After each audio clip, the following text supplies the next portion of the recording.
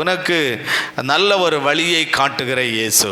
நமக்கு ஆண்டவருக்கு மேலே நல்ல விசுவாசம் வைங்க, நம்பிக்கை வைங்க. நமக்கு ஒரு நல்ல வழியை இயேசு காட்டுவார். நீங்கள் நம்புறீங்களா? அப்படி நம்புறவங்க கரங்களை உயர்த்தி ஒரு அல்லேலூயா சொல்லுங்களா. கர்த்தர் நல்லவர். உங்களுக்கு ஒரு நல்ல வழியை காட்டுகிற இயேசு. எனக்கு இந்த இயேசுனா ரொம்ப உயிர். இயேசுனா எனக்கு ரொம்ப பிடிக்கும். இயேசுனா எனக்கு ரொம்ப பிடிக்கும். அதனால தான் நிறைய பேர்கிட்ட போய் ஏப்பா இப்படி நீ கஷ்டப்படுற, இயேசுவை ஏற்றுக்கொள்ளு. இயேசு தான் உனக்கு உண்மையான உலகத்தில் கடவுள். இதை தவிர எங்கேயா கடவுள் இருக்குது? அப்போ அந்த கடவுளை பாரு. நானும் ஒரு காலத்தில் எப்படி இருந்தேன்னு உனக்கு தெரியும். இன்றைக்கி நான் இந்த அளவுக்கு வந்திருக்கிறேன்னா எனக்கு இயேசு தாங்க காரணம். எனக்கு சரீரத்தில் நல்ல சுகம் கொடுத்திருக்கிற அந்த வயசுலையும் நல்ல ஆரோக்கியமாக ஓடி சாடி துள்ளி குதித்து எல்லா காரியங்களையும் செய்ய ஆண்டவர் நல்ல பலன் தந்திருக்கிற அந்த கடவுளை விட வேற எங்கேயா உலகத்தில் நல்ல கடவுள் இருக்குன்னு நம்ம சொல்லுகிறோம். ஆகவே நமக்கு ஒரு நல்ல வழியை காட்டுகிற இயேசு. அப்போ நல்ல வழியை காட்டுகிற இயேசு. சங்கீதம் 32:8 வாசித்தால், சங்கீதம் 32:8 வாசிங்க. மைக்கில் சத்தமாய் வாசிங்க. சங்கீதம் 32:8. நான் உனக்கு போதித்து நீ நடக்க வேண்டிய வழியை உனக்கு காட்டுவேன். உன்மேல் உன் கண்ணை வைத்து உனக்கு ஆலோசனை சொல்லுவேன். ஒரு நல்ல வழியை உனக்கு காட்டுவேன். இந்த வசனம் சொல்லுகிறது நல்ல வழியை உனக்கு காட்டுவேன். இது தாவீதினால் எழுதப்பட்ட ஒரு சங்கீதம். இப்போ தாவீதினுடைய வாழ்க்கையின் பின்புறத்தை நீங்கள் பார்த்தால் அவனுடைய வாழ்க்கை வனாந்தரமான ஒரு வாழ்க்கை. இந்த காலத்தில் அப்படி ஒரு மனிதனுக்கு சோதனை நடந்தால் ரொம்ப ஆழத்தில் அவன் வேதனையில் துக்கத்தில் அப்படியே மூழ்கி போய் அவன் உலகத்தில் இருப்பானான்னே தெரியாது. ஆனால் அந்த காலத்தில் தாவீது ஆண்டவருக்கு மேலே நம்பிக்கை, ஆண்டவருக்கு மேலே விசுவாசம், ஆண்டவர் என்னை காப்பாற்றுவார், ஆண்டவர் என்னை ஒரு காலத்தில் உயர்ந்த உன்னதமான ஸ்தானத்தில் கொண்டு வருவார் அப்படி என்கிற ஒரு விசுவாசத்தில் அவன் ஆண்டவரோடு பயணிக்க ஆரம்பித்தான். இயேசுவோடு பயணிக்க அவனுடைய வாழ்க்கையில் பெரிய சோதனை. இப்போ பாருங்க, வீட்டில் எல்லாரும் அவனை புறக்கணிச்சாங்க. தாய் தகப்பன் கூட புறக்கணிச்சு, அவனுடைய சகோதரர்கள் கூட புறக்கணிச்சு, நண்பர்கள் உற்றார் அந்த நண்பர்கள் கூட அவனை புறக்கணிச்சு, இப்போ அவன் வனாந்தரத்தில் எல்லாரும் சொல்றாங்க, வீட்டுக்காரங்க சொந்தக்காரங்க அவனுக்கு எல்லாம், உனக்கு படிப்பில்லை, அழகு இல்லை, அந்தஸ்து இல்லை, நான் உனக்கு ஆடு வாங்கி தரேன். வனாந்தரம்னா புல் இல்லாத இடம், செழிப்பில்லாத ஒரு இடம், தண்ணி இல்லாத ஒரு இடம், மணல் மேடான இடம், அதுதான் வனாந்தரம். இந்த வனாந்தரத்தில் போய் ஆடுகளை மேய்க்க விட்டா, ஓட விட்டா என்ன செய்ய முடியும்? அதுக்குத்தான் நீ லாய்க்குன்னு வனாந்தரத்தில் ஆடுகளை ஓட்டி கொண்டிருந்த தாவீது. ஆனால் ஆண்டவர் அவனுக்கு ஒரு வாக்கு கொடுக்கிறார், உனக்கு நான் ஒரு நல்ல வழியை காட்டுவேன். அல்லேலூயா. ஒருவேளை உங்க வாழ்க்கை வனாந்தரத்தை போல இருக்கிறதா? வனாந்தரமான ஒரு வாழ்க்கையா இருக்கிறதா? எந்த செழிப்பையும் இல்லை, எந்த வசதியும் இல்லை, எந்த வேலையும் இல்லை, எந்த வருமானமும் இல்லை, ஒரே கஷ்டம், ஒரே வியாதி, ஒரே வீண் பணச்செலவு, ஒரு நிம்மதி இல்லை, ஐஸ்வர்யம் இல்லை, சந்தோஷம் இல்லை என்கிற அப்படிப்பட்ட ஒரு வாழ்க்கை வாழ்ந்து கொண்டிருக்கிற தேவ பிள்ளையே, உங்களுக்கு ஒரு நல்ல வழியை காட்ட இயேசு என்கிற ஆண்டவர் இருக்கிறார். இவர் மட்டும்தான் ஒரு மனிதனுக்கு நல்ல வழியை காட்ட முடியும். இவர் இல்லாமல் இந்த உலகத்தில் எந்த ஒரு மனிதனுக்கும் நல்ல வழி காட்ட முடியாது. நீ மனிதனை நம்பி இந்த உலகத்தில் வாழ்ந்தால் அவனால நல்ல வழி காட்டவே முடியாது. வேறு ஏதோ ஒரு நம்பிக்கை உனக்கு இருந்தால் அந்த கடவுளும் உனக்கு ஒரு நல்ல வழி காட்ட முடியாது. ஒரே ஒரு நல்ல வழி காட்டுகிறவர் இயேசு மாத்திரமே. இத்தனை 1000 சாட்சிகளை, லட்சம் சாட்சிகளை இந்த இடத்திலே நான் கொண்டு வந்து நிறுத்த முடியும். ஒன்றுமில்லாத நிலைமையில் என் ஆண்டவர் இயேசு கிறிஸ்துவை சொந்த இரட்சகராய் ஏற்றுக்கொண்ட பிறகு வேலை கிடைத்திருக்கிறது, வருமானம் கிடைத்திருக்கிறது, வியாதி மாறி இருக்கிறது, ஐஸ்வர்யம் உண்டாயிருக்கிறது, நல்ல வீட்டை ஆண்டவர் கட்டி கொடுத்திருக்கிறார். இப்பொழுது அவங்களிடத்தில் கேட்டால் என்னை ஆசீர்வதித்தவர் இயேசு என்று எத்தனையோ பேர் சாட்சி சொல்லி தேவனை மகிமைப்படுத்துகிறதை பார்க்கிறோம். அதே போல தான் தாவீதனுடைய வாழ்க்கையிலும் ஆண்டவர் அவனுக்கு ஒரு வாக்கு கொடுக்கிறார். இன்றைக்கு இருக்கிற நிலைமையை நீர் பார்க்காதே, இன்றைக்கு இருக்கிற சூழ்நிலையை நீர் பார்க்காதே, இன்றைக்கு இருக்கிற அந்த காரியங்களை நீ கண்டு நீ பின்வாங்கியும் போகாதே. உன்னை ஆசீர்வதிக்கிற ஒரு நாள் வரும். உனக்கு ஒரு நல்ல வழியை நான் காட்டுவேன். தேவ பிள்ளைகளே, ஆண்டவர் நமக்கு ஒரு நல்ல வழியை காட்டுவதற்குத்தான் அவருடைய சமூகத்தில் எங்கே கொண்டு வந்திருக்கிறார். அவருடைய பாதத்தில் நம்மளை கொண்டு வந்திருக்கிறார். அவருடைய கரத்தில் நம்மளை கொண்டு வந்திருக்கிறார். இந்த இடம் தேவ பிரசன்னத்தினால், தேவனுடைய மகிமையினால், தேவனுடைய தேவனுடைய ஆளுகையினால் இந்த இடம் இருக்கிறது. இந்த இடத்துல வந்திருக்கிற உங்களுக்கு நிச்சயமாய் ஆண்டவர் ஒரு நல்ல வழியை காட்டுவார். ஒருவேளை வேலைக்காக நீங்கள் முயற்சி எடுக்கலாம், ஒருவேளை நீங்கள் திருமணத்துக்காக முயற்சி எடுக்கலாம், அல்லது நீங்கள் ஏதோ ஒரு காரியத்துக்காக முயற்சி எடுக்கலாம். ஆண்டவர் ஒரு வழியை நிச்சயமாய் காட்டி உங்களை ஆசீர்வதிப்பார். அல்லேலூயா. நல்ல ஒரு வழியை காட்டுகிறவர் இயேசு. நல்ல ஒரு வழியை காண்பிக்கிறவர் ஆண்டவர். உங்களுக்கு ஒரு நல்ல வழியை காட்டுவார், நல்ல ஒரு வழியை தருவார், நல்ல ஒரு வாழ்க்கையை தருவார். நல்ல ஒரு வாழ்க்கை உங்களுக்கு நிச்சயமாய் உண்டாகும். நல்ல ஒரு வழியை காண்பிக்கிறவர் இயேசு. அல்லேலூயா சொல்லுங்க. அல்லேலூயா. ஒரு நல்ல ஒரு குடும்பத்தை எனக்கு தெரியும். நல்ல ஒரு குடும்பம், அம்மா அப்பா. அந்த தகப்பனாருக்கு இந்த கை இந்த பக்கம் இருக்காது, கை இருக்காது. அப்போ இந்த கை இல்லாததுனால அவங்களுக்கு ஒரே ஆசை, பிள்ளைய நல்ல நிலைமைக்கு, நல்ல பொசிஷனுக்கு, நல்ல உயர்ந்த இடத்துல கொண்டு வரணும் என்கிறது அந்த பெற்றோருடைய விருப்பம். ஆகவே இந்த மகனை கொண்டு போய் ஒரு நர்சிங் கல்லூரியில் கொண்டு சேர்த்தார்கள். நர்சிங் கல்லூரியில் சேர்த்த உடனே சொன்னாங்க, நீயே ஒரு கூலி வேலை செய்கிற, நீயே அறகுறை வேலை செஞ்சு உனக்கு இந்த வருமானத்தை கொண்டு நீ குடும்பத்தை நடத்துவியா? இவனுக்கு இத்தனை லட்சம் ரூபாய்க்கு பீஸ் கட்டுவியா? நீ என்ன பண்ண முடியும்? ஏன் உனக்கு இந்த ஓவர் ஆசை? ஏன் இந்த மாதிரி நீ செஞ்ச? ஏன் இந்த மாதிரி பண்ணுன அப்படின்னு கேட்டாங்க. அப்படி பல பேர் அவங்கள ரொம்ப காயப்படுத்தினாங்க. இப்ப இவங்க சொல்றாங்க, நான் நம்பிக்கொண்டிருக்கிற இயேசு சாதாரணமான தெய்வம் அல்ல. நான் நம்பிக்கொண்டிருக்கிற இயேசு, நான் என்ன கேட்டாலும் எனக்கு அவர் தருவார். நான் என்ன விரும்பினால் அதை எனக்கு நிறைவேற்றுவார். நான் என்ன விரும்புகிறேனோ அதை ஆண்டவர் எனக்கு செய்து நிறைவேற்றுவார் அப்படின்னு ஆண்டவர் மேல ஒரு பெரிய அளவில்லாத ஒரு நம்பிக்கை, அளவில்லாத ஒரு பெரிய ஒரு நம்பிக்கை. கிட்டத்தட்ட ஒரு 3வது ஆண்டு படித்து கொண்டு இருக்கும்போது இந்த தம்பிக்கு ஒரு அசுத்தாவி பிடித்து, அந்த அசுத்தாவியினால் பாதிக்கப்பட்டு அவன் மனநிலை பாதிக்கப்பட்டு ஒரு மெண்டல் போல ஒரு சூழ்நிலைக்குள்ளே வந்து விட்டான். இதை தெரிந்தவர்கள், ஊர்க்காரர்கள் எல்லாரும், நான் அன்னைக்கே உனக்கு சொன்னேன், நீ இவனை கொண்டு போய் இப்படி படிக்க விட்டு உனக்கு இன்னைக்காவது புத்தி வந்ததா, இன்னைக்காவது உனக்கு புரியுதா, இப்படி எல்லாம் பெற்றோரை காயப்படுத்தினார்கள். இப்ப தாய் தகப்பனுக்கு ரொம்ப துக்கம். நாங்க இயேசுவை நம்பி வாழ்ந்தோம், இயேசுவுக்காக வாழ்ந்தோம். இப்ப எல்லாரும் சொன்னாங்க பீஸ் கட்ட முடியாது, இவனை படிக்க வைக்க முடியாதுன்னு சொன்னாங்க. அவங்களுக்கு மத்தியிலே 3 ஆண்டு காலம் வரையிலும் நீர் நடத்தினீர் ஆண்டவரே. 3வது ஆண்டுல இப்படி ஒரு நிலைமைக்குள்ள என் மகனை நான் பார்க்க வேண்டியது ஆயிற்று. இந்த மகனை இப்படிப்பட்ட ஒரு பாதிக்கப்பட்ட ஒரு நிலைமையில நான் பார்க்க வேண்டியது ஆயிற்று ஆண்டவரே. அப்படி மனஸ்தாபப்பட்டு ஜெபம் பண்ணினார், மனம் கசந்து ஜெபம் பண்ணினார், மனம் கசந்து ஆண்டவரிடத்தில் போனார். ஆண்டவர் சொன்னார், உனக்கு நான் ஒரு நல்ல வழியை காட்டுவேன். அல்லேலூயா. நல்ல வழியை காட்டுவேன். அதன் பிறகு நம்ம ஊழியத்தில் வந்து இணைஞ்சாங்க, ஊழியத்தில் வந்து ஜெபம் பண்ணினாங்க. அந்த மனநிலை பாதிக்கப்பட்டால் அந்த தம்பியை எனக்கு வண்டியிலே நான் உட்கார வச்சு வெள்ளரடைக்கு அந்த பகுதிக்கு அந்த பக்கத்தில் ஒரு குடும்பம் 21 நாட்கள் சபையில் ஃபுல் உபவாசத்தில் இருந்த குடும்பம். அந்த போதகர் மனைவி எனக்கு தெரியும். அங்கே கொண்டு போய் உட்கார வச்சு 21 நாட்களை நீங்கள் இங்கே இருங்க, வேற எங்கேயும் போகாதுங்க அப்படின்னு அங்கேயே கொண்டு வச்சு அப்படி 21 நாட்களை இவங்களும் ஃபாஸ்டிங்கில் இருந்து ஜெபம் பண்ணி அவனுக்கு நல்ல ஒரு விடுதலையை, நல்ல ஒரு சுகத்தை ஆண்டவர் கொடுத்தார். அல்லேலூயா. அப்புறம் 4 வருட காலங்களும் அவன் படிப்பு முடிச்சு 4 வருஷம் முடிச்சு இப்போ துபாய் போகிறதுக்கு எக்ஸாம் எழுதி இப்போ துபாய்க்கு அவன் போய் இருக்கிறான். இப்போ துபாயில் இருக்கிறான்.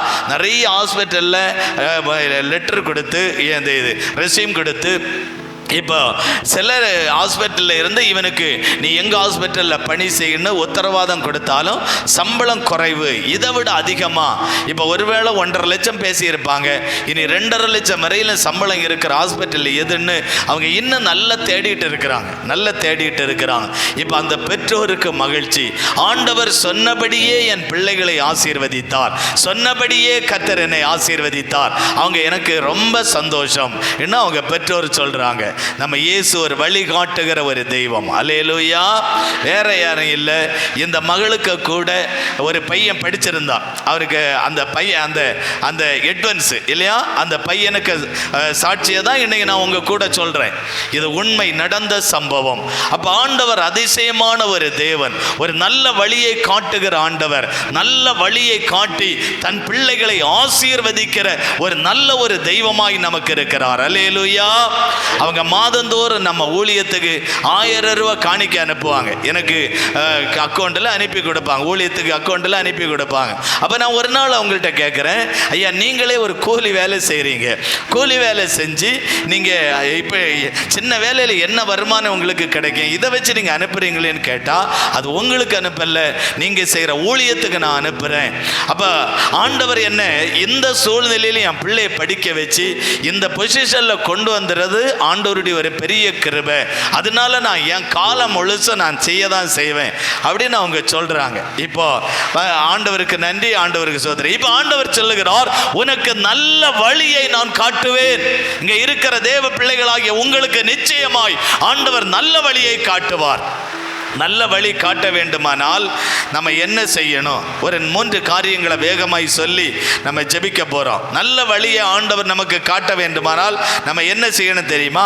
முதலாவது, அவரை முழுமையாக விசுவாசிக்க வேண்டும். என்ன பாதிப்பு வந்தாலும் நீங்க விசுவாசிக்கணும், ஆண்டவர் என்னை கைவிட மாட்டார்.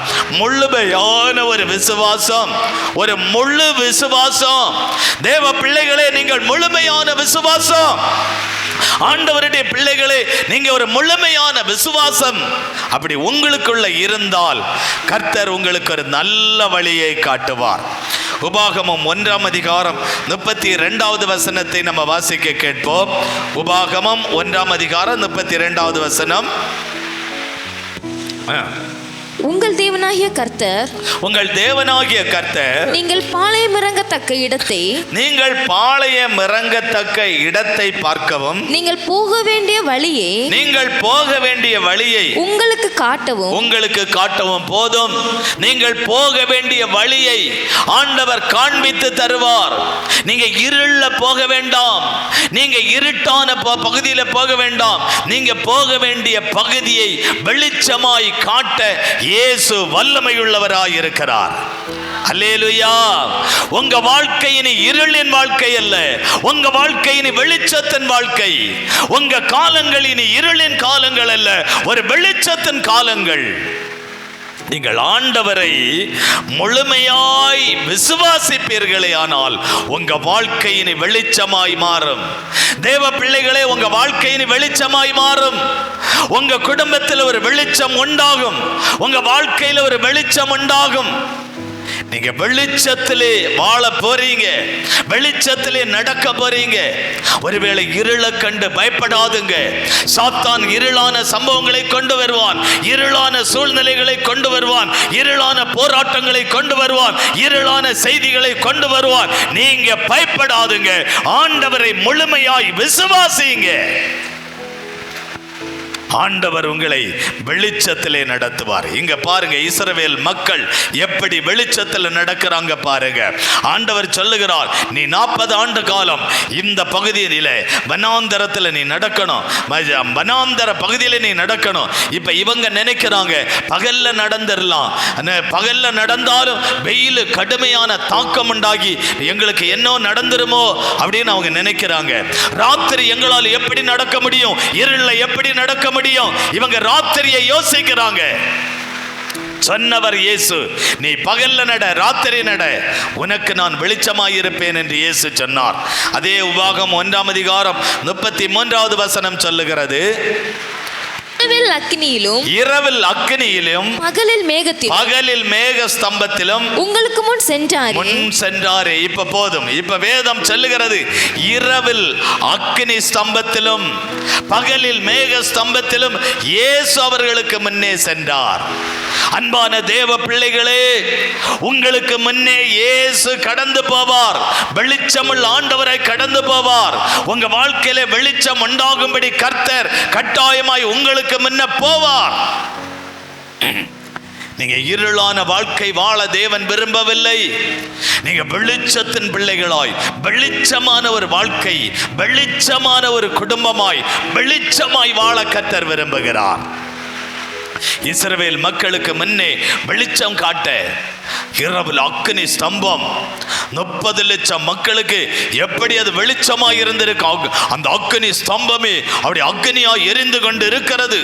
அதுக்கு மத்தியிலே இவர்கள் வெளிச்சத்திலே நடக்கிறார்கள். பகலிலே சூரியனுடைய தாக்கம், ஆண்டவர் ஒரு மறைவை, மேகம் என்கிற மறைவை உண்டாக்குறார். அந்த மறைவிலே அந்த ஜனங்கள் நடந்தார்கள். அல்லேலூயா. விசுவாசிக்கணும். ஆண்டவரை விசுவாசிக்கிறவர்களுக்கு தான் இந்த ஆசீர்வாதங்கள் உண்டாகும். எபிரேயர் 11ஆம் அதிகாரம் 23வது வசனம். எபிரேயர் 11:23வது வசனம் சொல்லுகிறது, மோசே பிறந்தபோது அவனுடைய தாய் தகப்பன்மார் அவனை அழகுள்ள பிள்ளை என்று கண்டு விசுவாசத்தினாலே ராஜாவினுடைய கட்டளைகளுக்கு பயப்படாமல் அவனை 3 மாதம் ஒளித்து வைத்திருந்தார்கள். அல்லேலூயா. ராஜா சொல்லுகிறான், இந்த 2 வயசுக்கு குறைவான குழந்தைகளை கொலை செய்து விடுங்கள். 2 வயசுக்கு குறைவான குழந்தைகளை கொன்று விடுங்கள். ஆனால் இந்த மோசேயினுடைய தகப்பனாரோ, என் பிள்ளையை பாதுகாக்க இயேசு போதுமானவர். அல்லேலூயா.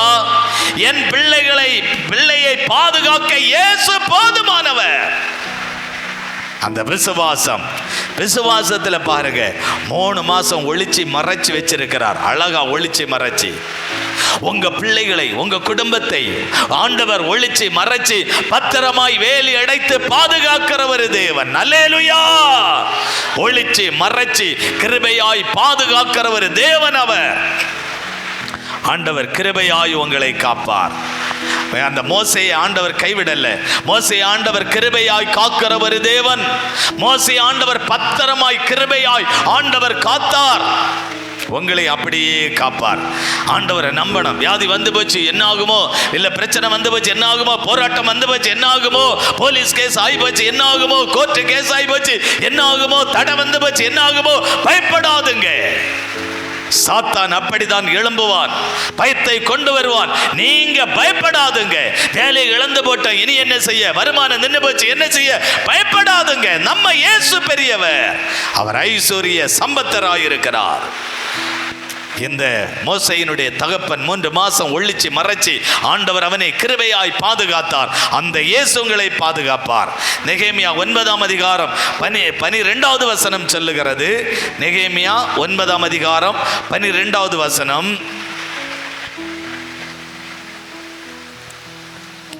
நீர் பகலிலே மேகஸ்தம்பத்தினாலும் அவர்கள் நடக்க வேண்டிய வழியை அவர்களுக்கு வெளிச்சமாக்க இரவிலே அக்கினி ஸ்தம்பத்தினாலும் அவர்களை வழிநடத்தினார்.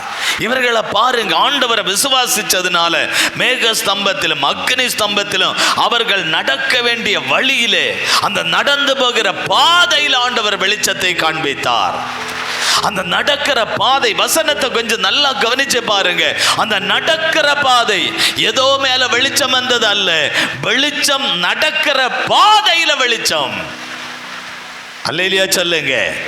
நடக்கிற பாதையில கர்த்தர் வெளிச்சத்திலே நடத்தினார். அவங்க விசுவாசிக்கிற போது கர்த்தர் வெளிச்சத்தின் பாதையில நடத்துகிறார். உங்களை ஆண்டவர் நிச்சயமாய் அந்த வெளிச்சத்தின் பாதையில இனி நடத்த போகிறார். 19வது வசனம். நீர் உம்முடைய மிகுந்த மன உருக்கத்தின்படியே அவர்களை வனாந்தரத்திலே அவர்களை கைவிடவில்லை. அவர்களை வழிநடத்த பகலிலே மேகஸ்தம்பம் அவர்களுக்கு வெளிச்சம் காட்ட, அவர்கள் நடக்க வேண்டிய வழியையும் காட்ட இரவிலே அக்கினி ஸ்தம்பமும் அவர்களை விட்டு விலகவில்லை. பகலிலே மேகஸ்தம்பம், இரவிலே அக்கினி ஸ்தம்பம் அவர்களை வழி நடத்த, அது அவர்களை விட்டு விலகி போகவே இல்லை. அவர்களை கைவிடல. வனாந்தரத்தில் ஆண்டவர் கைவிடல. நம்மளை ஆண்டவர் வனாந்தரமான வாழ்வுக்குள்ளே ஒருவேளை வழி நடத்துவதாக இருந்தால் இந்த ஆண்டவர் நிச்சயமாய் நம்மளை கைவிட மாட்டார். இந்த இயேசு நிச்சயமாய் நம்மளை கைவிடவே மாட்டார்.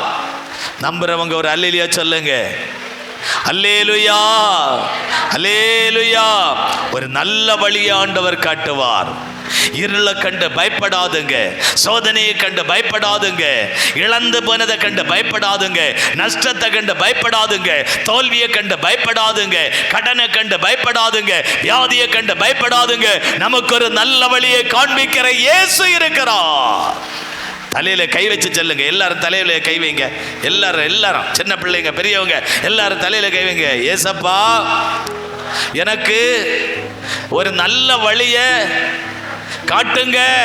சத்தமா சொல்லுங்க. ஏசப்பா, எனக்கு ஒரு நல்ல வழிய நீங்க காட்டுங்க. நான் உங்களை விசுவாசிக்கிறேன் ஆண்டவரே, உங்களை விசுவாசிக்கிற ஆண்டவரே, உங்களை விசுவாசிக்கிற ஆண்டவரே.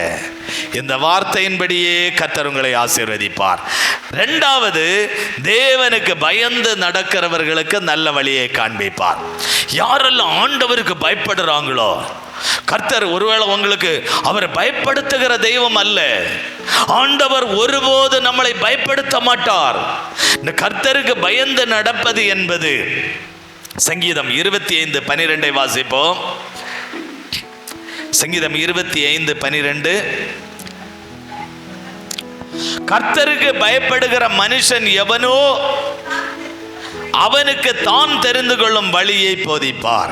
கர்த்தருக்கு ஒரு மனுஷன் பயந்தா அவனுக்கு ஆண்டவர் ஒரு வழியை போதித்து, எப்பா இந்த வழியில தான் நீ போனாப்பா, இந்த வாழ்க்கைக்குள்ளதான் போனாப்பா, இவளை கெட்டாத, இது மோசம் ஆண்டவர் சொல்லுவார். இவளை கல்யாணம் பண்ணு, இது உனக்கு நல்லா இருக்கேன்னு சொல்லுவார். இவனை நீ கல்யாணம் பண்ணாத, இது உனக்கு நல்லா இருக்காது, இவனை நீ கல்யாணம் பண்ணுவான், வாழ்க்கை நல்லா இருக்கும் கர்த்தர் சொல்லுவார். தேவனுக்கு பயந்து நடந்தால் கர்த்தர் நல்ல வழியை காட்டுவார். அல்லேலூயா.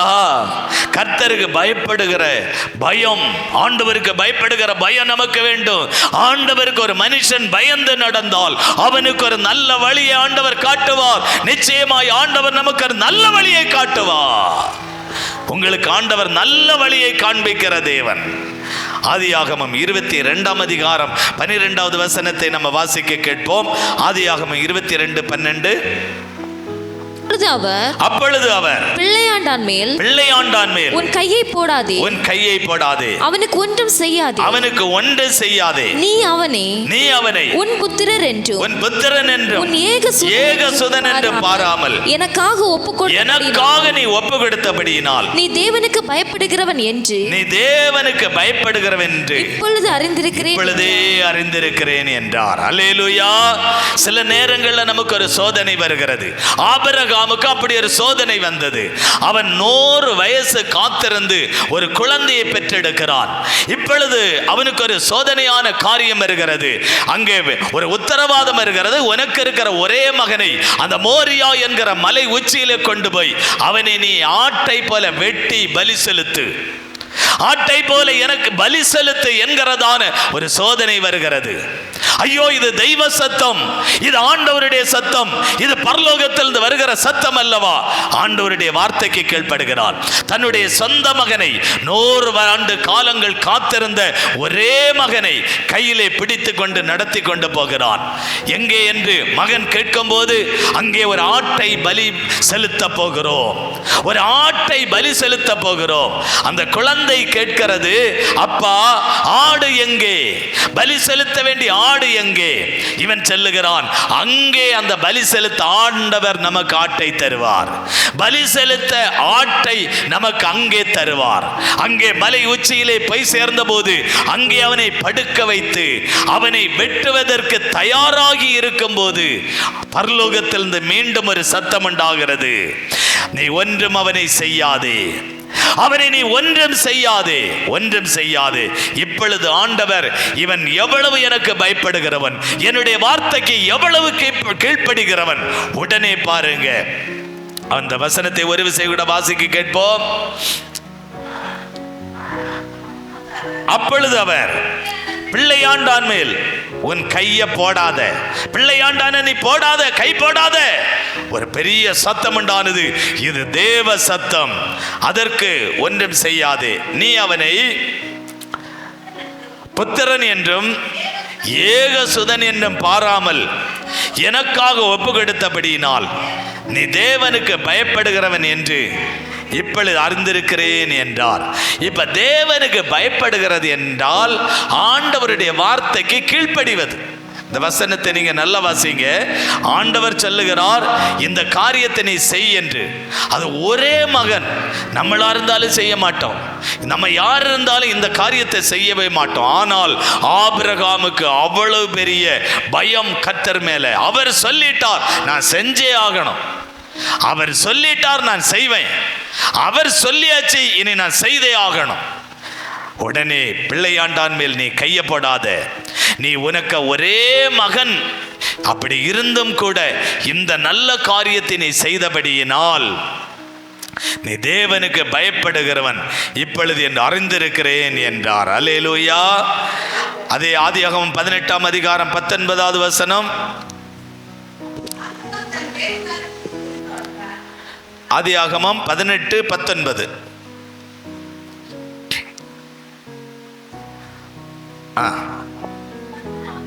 கர்த்தர் ஆபிரகாமுக்கு சொன்னதை நிறைவேற்றும்படியாய் அவன் தன் பிள்ளைகளுக்கும் தனக்கு பின்வரும் தன் வீட்டாருக்கும் நீங்கள் நீதியையும் நியாயத்தையும் செய்து கர்த்தருடைய வழியை காத்து நடவுங்கள் என்று கட்டளையிடுவான் என்பதை அறிந்திருக்கிறேன் என்றார். இப்போ ஆண்டவருக்கு பயப்படுகிற இந்த ஆபிரகாம் ஒன்னு தனக்கு இருந்த ஒரே குழந்தையை பலி செலுத்துவதற்கு அவன் ஆண்டவருடைய வார்த்தைக்கு கீழ்ப்படிந்தான். இரண்டாவது, இவன் ஆண்டவர் எப்படிப்பட்டவர் என்பதை யாருக்கெல்லாம் சொன்னானாம்? தன் பிள்ளைகளுக்கும். அந்த வசனத்தை சரியா படிங்க. தன் பிள்ளைகளுக்கும். ஆண்டவரை குறித்து பிள்ளைகளுக்கு சொல்லிக் கொடுக்கிறீங்களா? நம்ம பேர குழந்தைகளுக்கு சொல்லிக் கொடுக்கிறோமா? நம்ம பிள்ளைகளுக்கு ஏசபாவை பத்தி சொல்லிக் கொடுக்கிறோமா? நம்ம மகனுக்கு சொல்றோமா? மருமகளுக்கு சொல்றோமா? வீட்டில் இருக்கிறவங்களுக்கு இயேசுவை பற்றி சொல்றோமா? தன் பிள்ளைகளுக்கும் தனக்கு பின் வருகிற தன் வீட்டாருக்கும். தனக்கு பின் வருகிறது யாரு? மருமக வருவா. தனக்கு பின் வருகிற மருமகளுக்கும் நீதியையும் நியாயத்தையும் கர்த்தருடைய வழியை காத்து நடக்கணும்னு ஆபிரகாம் சொல்லுகிறான். ஆபிரகாம் மகனாகிய ஈசாக்குக்கு சொல்லுகிறான். ஆபிரகாம் மருமகளாகிய ரெபெக்காளுக்கு சொல்லுகிறாள். இவன் தான் கர்த்தருக்கு பயப்படுகிறவன். அல்லேலூயா. கர்த்தருக்கு பயந்து நடந்தா நல்ல வழி ஆண்டவர் காட்டுவார். ஆபிரகாமுக்கு ஆண்டவர் நல்ல வழியை காட்டினார். ஆபிரகாமை போல என்னை ஆசீர்வதியும் என்று சொல்லுகிறோமே, ஆபிரகாமை போல எனக்கு ஏராளமான பொன்னை தாரும் ஆண்டவரே, என் பிள்ளைக்கு நான் 100 பவுன் போடணும் ஆண்டவரே, அதை எனக்கு தாரும் ஆண்டவரே. ஆபிரகாமை போல ஏராளமான சொத்துகள் வேணும் என்று கேட்கிறோமே, ஏராளமான சொத்துக்களை தருகிறார். ரப்பர்ல நல்ல பால் கிடைக்கணும் ஜெபிக்கிறோமே, இதெல்லாம் கிடைக்க வேண்டுமானால், இதெல்லாம் நமக்கு வர வேண்டுமானால் தேவனுக்கு பயந்து நடக்க வேண்டும். அல்லேலூயா. தேவனுக்கு பயந்து நடக்கிறவர்களுக்கு ஆபிரகாம பாருங்க, ஆண்டவருக்கு பயந்து நடக்கிறான். ஆண்டவர் சொன்ன வார்த்தைக்கு கீழ்ப்படுகிறான். உடனே அவனுக்கு ஒரு நல்ல வழி உண்டாகிறது, நல்ல வாழ்க்கை உண்டாகிறது. நல்ல வழி என்று சொன்னால் நல்ல ஒரு வாழ்க்கை. உங்களுக்கு நல்ல வாழ்க்கை கிடைக்கும், ஆசீர்வாதமான ஒரு வாழ்க்கை கிடைக்கும், சந்தோஷமான வாழ்க்கை கிடைக்கும், மகிழ்ச்சியான வாழ்க்கை கிடைக்கும். நீங்க இதுவரையிலும் பெற்றிராத நன்மைகள், ஆசீர்வாதங்கள் உங்களை தானாய் தேடி வரும். தானாய் தேடி வரும். தேவனுக்கு பயந்து நடக்கிறவர்களுக்கு தானாய் தேடி வரும். அல்லேலூயா. சங்கீதம் 25:14 கூட வாசிக்கும்போ கர்த்தருடைய ரகசியத்தை அவருக்கு பயந்தவர்களுக்கு அறிவித்து கொண்டே இருப்பார். ஆண்டவர் ரகசியம் பேசுவாராம். தேவனுக்கு பயந்து நடந்தால் ஒரு ரகசியத்தை பேசுவார். என்ன ரகசியம் தெரியுமா? நீ யாருக்கிட்டையும் சொல்லாத, உனக்கு வரக்கிற 3 மாசத்துல உனக்கு இந்த காரியத்தை செய்வேன், இந்த வேலையை தருவேன், இந்த சொத்தை தருவேன், இந்த வீட்டை தருவேன், இந்த நிலத்தை தருவேன், இந்த காரியத்தை உனக்கு தருவேன், உனக்கு பவுன் தருவேன், இதெல்லாம் உனக்கு நான் தருவேன். அல்லேலூயா. சொல்லாதுங்க. உங்களுக்கு ஆண்டவர் தரக்கூடிய நன்மைகளை வெளியில சொல்லாதுங்க. உங்களுக்கு ஆண்டவர் தரக்கூடிய ஆசீர்வாதங்களை தராதுங்க. பெருமை காட்டாதுங்க. என் பிள்ளைக்கு 2.5 லட்சம் ரூபாய் சம்பளம் போய் சொல்லாதுங்க. நீங்க வாங்கிறது ஆண்டவர் உங்களுக்கு தந்த ஆசீர்வாதம். உங்க குடும்பத்துக்கு ஆண்டவர் என்ன தந்திருக்கிறாரோ அதை வெளியில சொல்லாதுங்க. மனுஷன் ஏங்கி விடுவான், மனுஷன் மந்திரவாதம் செய்வான். அதனால சொல்லாதுங்க. ஆண்டவரே சொல்லுகிறார், அவர் ரகசியமா சொல்றார். வசனத்தை சங்கீதம் 25:14 பாருங்க. கர்த்தருக்கு பயந்தவர்களுக்கு அவர் என்ன செய்வாரா?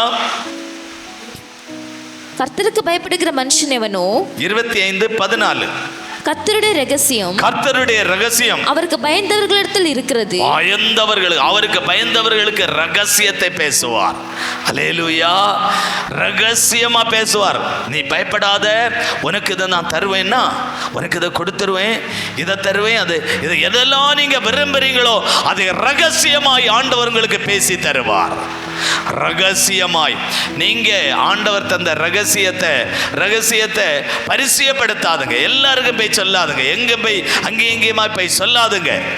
ரகசியத்தை சொல்லாதுங்க. அல்லேலூயா, அல்லேலூயா. கர்த்தர் நல்லவர். 3வது, சாந்த குணம் உள்ளவர்களுக்கு நல்ல வழியை காட்டுவார். சாந்த குணம். உங்க குணம் சாந்த குணம், நல்ல தாழ்மை உள்ள குணம், நல்ல குணம், நல்ல குணம், தாழ்மையான சாந்த குணம் உள்ளவர்களுக்கு நல்ல வழியை காட்டுவார். சங்கீதம் 25:9 வாசிக்க கேட்போம். சாந்த குணம் உள்ளவர்களை நியாயத்திலே நடத்தி சாந்த குணம் உள்ளவர்களுக்கு நமது வழியை போதிக்க. சாந்த குணம் உள்ளவர்களுக்கு நல்ல வழியை தருவார், நல்ல வாழ்க்கையை தருவார். நல்ல வழி என்றால் நல்ல வாழ்க்கை. உங்க குணம் எப்படி இருக்கு? நம்ம குணம் எப்படி இருக்கு? நம்ம குணம் எப்படி இருக்கிறோம்? நல்ல குணம் இருக்கா? நல்ல குணமுள்ளவர்களாய். குணசாலியான ஸ்திரியை கண்டுபிடிப்பவன் யார்? அவளுடைய விலை மொத்த விட பெருசு. நல்ல குணம் உள்ளவங்களுக்கு அது முத்துக்களை காட்டிலும் பெருசு. நல்ல குணம், நல்ல குணம். பிள்ளைகள், இனி ஒரு குடும்பத்துக்கு வாழ போறீங்க. உங்க குணம் நல்ல குணமா இருக்கணும். உங்க குணம் குணசாலியான ஸ்திரீ, அது உங்க குணம் விலை உயர்ந்த முத்துக்களை விட பெரிது. அங்க போகும்போது கணவன் மனைவியை சாட்சி சொல்லணும். குடும்பத்தில் இருக்கிற மாமனார் மாமியார் அவங்க சாட்சி சொல்லணும். நம்ம குணம் விலை உயர்ந்த முத்துக்களை காட்டிலும் பெரிது. அப்படியானால் விட்டு கொடுக்கிற குணம் நமக்கு வேண்டும். நான் விட மாட்டேன்.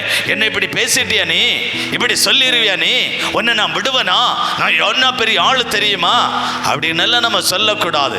பேசுறவங்க பேசட்டும், சொல்றவங்க சொல்லட்டும், நம்மளை கஷ்டப்படுத்துறவங்க கஷ்டப்படட்டும். அடிக்கிறியா அடி, கொல்லவாரியா கொல்லு, என்ன வேணுமா செய். விட்டு கொடுக்கிற குணம் அது இருந்தால் கர்த்தர் உங்களுக்கு ரகசியத்தை பேசுவார். அல்லேலூயா. அந்த சாந்த குணம் உள்ளவங்களுக்கு நல்ல வழியை காட்டுவார். விட்டு கொடுக்கிறவங்க கெட்டு போக மாட்டாங்க.